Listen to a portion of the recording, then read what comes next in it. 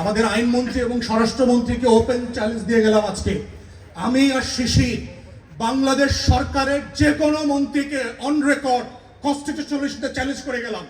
যদি আমাদের থেকে চ্যালেঞ্জ করতে পারেন, প্লিজ কাম অন ডেস্ক। আমি আর শিশির বাংলাদেশ সরকারকে চ্যালেঞ্জ করে গেলাম on constitution. Please come to talk about the constitution and history.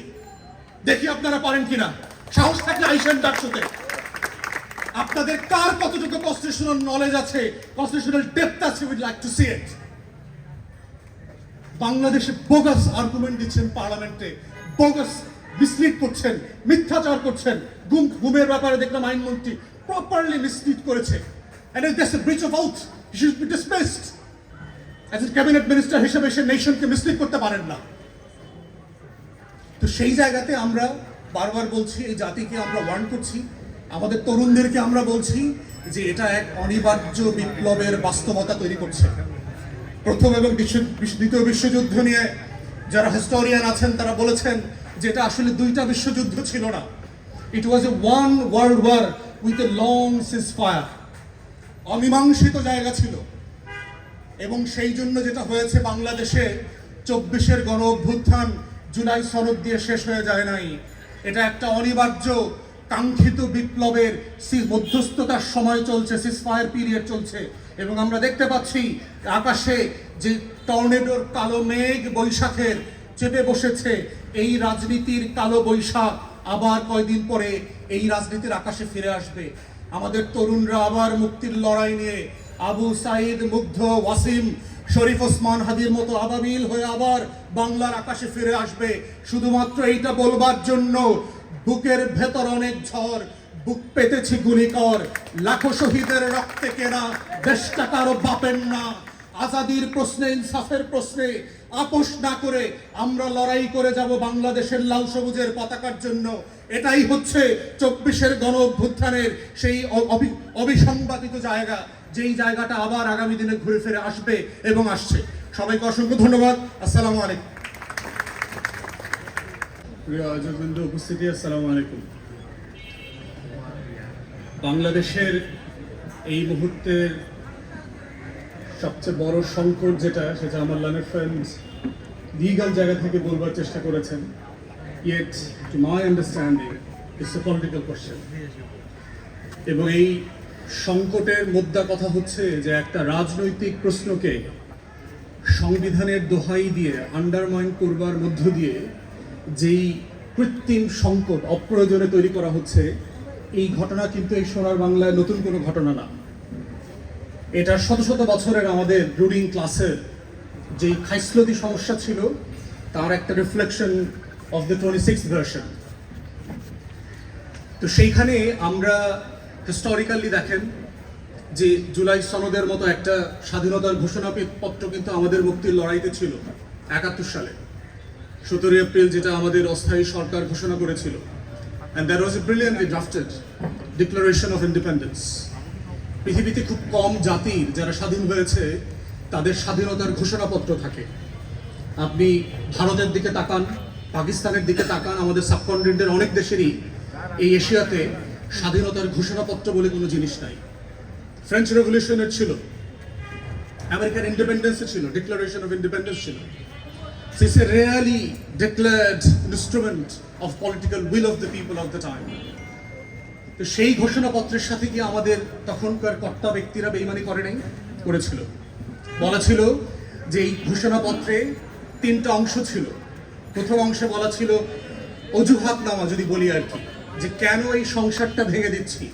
এবং মাথায় রাখিয়েন, be mindful that the Pakistan state was created by the Bengalis of this region, not by the West Pakistanis of the time. 46-এর ইলেকশনে মুসলিম লীগ কোথাও ক্ষমতা তৈরি করতে পারে নাই, সরকার তৈরি করতে পারে না, এক্সেপ্ট ইন বেঙ্গল।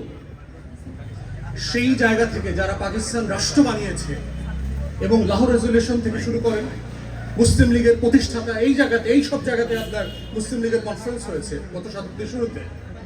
অতএব পাকিস্তান রাষ্ট্র যারা বানিয়েছিল আমাদের পূর্বপুরুষরা, সেই মানুষগুলো বলছে যে যেহেতু এই রাষ্ট্র আমার সাথে তার কৃত ওয়াদা ভঙ্গ করেছে, যেহেতু এই রাষ্ট্র তার আমার সাথে করা ন্যায্যতার ওয়াদা ছিল সেগুলো দিতে ব্যর্থ হয়েছে, আপনারা পরে দেখবেন এই যেহেতু যেহেতু যেহেতু অ্যান্ড দেয়ারফোর আমি নতুন করে একটা free Democratic independent sovereign Republic করবার জন্য প্রস্তাব করছি। রিপাবলিকের কথা বলা হয়েছে, জনগণের রাষ্ট্রের কথা বলা হয়েছে, as oppose to monarchy or kingdom. তাহলে এবং সেই রাষ্ট্রটা কিসের ভিত্তিতে পরিচালিত হবে? বলা ছিল যে আমার 3টা মূলনীতির ভিত্তিতে এই নতুন রিপাবলিকটা পরিচালিত হবে: সাম্য, মানবিক মর্যাদা এবং সামাজিক সুবিচার। ফ্রেঞ্চ রেভলিউশনের ডিক্লারেশন যদি পড়েন, রাইটস অফ ম্যান, সেখানে দেখবেন যে এক্স্যাক্টলি সেই ভ্যালু সিস্টেমগুলো যেগুলো বলশেভিক রেভলিউশনে বলা হয়েছিল যে এই ভিত্তিতে আমার এই রাষ্ট্রটা হবে। কিন্তু আমরা দেখলাম 72-এর সংবিধান প্রণয়ন কমিটি, যে বিখ্যাত কমিটির কথা বারবার বলে 72-এর সংবিধান গেলানোর চেষ্টা করা হয় আমাদেরকে, তারা কি প্রস্তাব করলেন? নতুন করে 4টা মূলনীতির প্রস্তাব করলেন: ধর্মনিরপেক্ষতাবাদ, বাঙালি জাতীয়তাবাদ, গণতন্ত্র, সমাজতন্ত্র। কোথায় পেলেন? যেই ঘোষণাপত্রের ভিত্তিতে লক্ষ লক্ষ মানুষ মুক্তির লড়াইতে নেমেছিল, আমার বাবা সহ, তারা তো ওই মূলনীতিগুলো শুনে যুদ্ধে নেমেছিল। আপনি এই মূলনীতিটা কোথায় পেলেন? 70-এর নির্বাচনে ম্যান্ডেট দিয়েছিলেন এই মূলনীতির ভিত্তিতে নতুন রাষ্ট্র করবেন, দেন নাই। 69-এর গণ অভ্যুত্থানে যে ম্যান্ডেট নেওয়া ছিল, সেই ম্যান্ডেটে বলা ছিল যে আমার নতুন রিপাবলিক এইটার ভিত্তিতে চলবে। 66-তে গণ অভ্যুত্থান হয়েছে, 6 দফা কর্মসূচি দেওয়া হয়েছে, সেখানে কি বলা ছিল যে আমার এই রাষ্ট্রটাই 4টা মূলনীতির উপর ভিত্তি করে চলবে। আওয়ামী লীগের দলীয় গঠনতন্ত্র ছিল, মুক্তিযুদ্ধের 9 মাসের কোনো দলিল দস্তাবেজ অস্থায়ী সরকারের কোথাও ছিল না। তাহলে আপনি সংবিধান তৈরি করে আমার মুক্তির লড়াইয়ের সাথে প্রথম বেইমানি করলেন, এবং যেই ইনস্ট্রুমেন্ট দিয়ে আপনি বেইমানি করলেন, এক্স্যাক্টলি ইতিহাস রিপিট করে ওই সিমিলার ইনস্ট্রুমেন্টকে you are using now against the very popular mandate of the time. 2026-এর ম্যান্ডেটকে আপনি এক্স্যাক্টলি সেম সংবিধান দিয়ে জাস্টিফাই করবার চেষ্টা করছেন। আমার স্বাধীনতার ঘোষণাপত্রে বলা ছিল একটা ডেমোক্রেটিক গভর্নমেন্ট করবেন, একটা রিপাবলিক হবে। সেই রিপাবলিকে দেখলাম সোনার বাংলার নেপো কিডসরা গত পরশুদিন কিভাবে আমার ক্রিকেট বোর্ড দখল করে ফেললো। বলা ছিল রিপাবলিকের কথা, কিন্তু কায়েম করলেন রাজতন্ত্র। আপনার পারিবারিক রাজতন্ত্র কায়েম করলেন। নেপালের কথা মনে নাই? নেপালের আন্দোলন কোথায় শুরু হয়েছিল? আপনাদেরকে মনে করিয়ে দিচ্ছি, এই নেপোকিটদেরকে বাংলাদেশের তরুণরা আবার প্রতিরোধ করবে ইনশাআল্লাহ। বাংলাদেশের ইতিহাস সাক্ষী, these are not tolerated for years and years, for hundreds of years. These have been evident for the nation and the students. These have been the place for evidence. This has happened in the past and shall happen in the future for the same given reason. এটা হইতেই হবে। এটা মুক্তির লড়াইয়ের অঙ্গীকার ছিল আমাদের। সেই নেপোকেটসরা আবার বাংলাদেশে নতুন করে সুটটাই করে ফিরে এসছে, যাদের আয়োটা অফ এভিডেন্স কোনো কন্ট্রিবিউশন নাই গত জুলাইয়ের অভ্যুত্থানে, ন্যূনতম কোনো অভ্যুত্থানের কোনো কন্ট্রিবিউশন নাই। এক্স্যাক্টলি দেখেন 72-এর সংবিধানে কিভাবে আমাদের সাথে প্রতারণা করলো। বলা ছিল একটা গণতান্ত্রিক রাষ্ট্রের কথা স্বাধীনতার ঘোষণাপত্রে ছিল। বাংলাদেশের ইতিহাসে সোনার বাংলায় প্রথম নির্বাচন, the old enough to remember and those good enough to read the books of history, 73-এর মার্চের প্রথম নির্বাচন করেন। বাংলাদেশে জাসদ সবচেয়ে বড় বিরোধী দল ছিল, তাদেরকে কোথাও ইলেকশন ক্যাম্পেইন করতে দেওয়া হয়নি। 100-র উপর ক্যান্ডিডেটকে পিটায়, জেলে ভরে, হত্যা করে নাই করে দিয়েছে।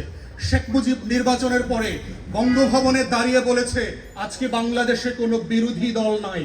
শেখ মুজিব বলেছে অন রেকর্ড। তাহলে 73-এর নির্বাচন তার ফল, আর আমার স্বাধীনতার ঘোষণাপত্রে আপনি কি বলা ছিল?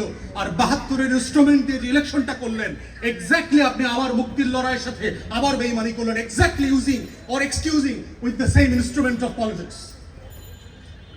তাহলে চিন্তা করে দেখেন, এই মুক্তির লড়াইতে এই জাতির পলিটিক্যাল ক্লাসের বেইমানের ইতিহাস নতুন কোনো ঘটনা না, বারবার ঘটেছে। এবং বারবার আমার তরুণরা ঠিক একই কারণে রাস্তায় এসে লড়াই করে, জীবন দিয়ে মুক্তির লড়াইতে আখরে আখরে রক্ত দিয়ে দেয়ালে দেয়ালে লিখে দিয়েছে, বুকের ভেতর অনেক ঝড়, বুক পেতেছি গুলি কর।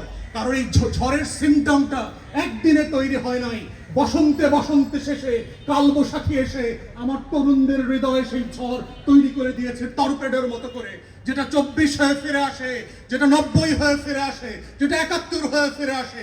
এবং আগামী দিনগুলোতেও বাংলার এই নেপোকিস্তের বিরুদ্ধে এই ঝড় আবার ফিরে আসবে। খোদার কসম লিখে রাখেন, ইতিহাস তার নিজস্ব গ্রামার ফলো করে আবার ফিরে আসবে আপনাদের বিরুদ্ধে।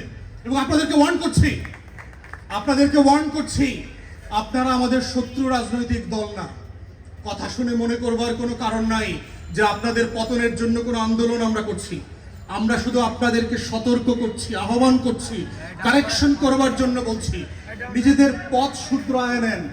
তা না হলে এমন একটা সময় আসবে, ঘুম থেকে উঠে দেখবেন আপনার কর্মচারীরা বলবে, স্যার ম্যাডাম বিমান এসে পৌঁছে গেছে গেটে। বিশ্বাস করেন, these are the things happened in the past. এবং এই বাস্তবতাগুলো অস্বীকার করবেন না, ভুলে যাবেন না। ক্ষমতা যেটা করে চোখের সামনে ছানি ফেলে দেয়, এবং ওই ছানির কারণে যেটা হয় আপনারা সত্য দেখতে পারেন না, ওই কাচের দেওয়াল ভেদ করে।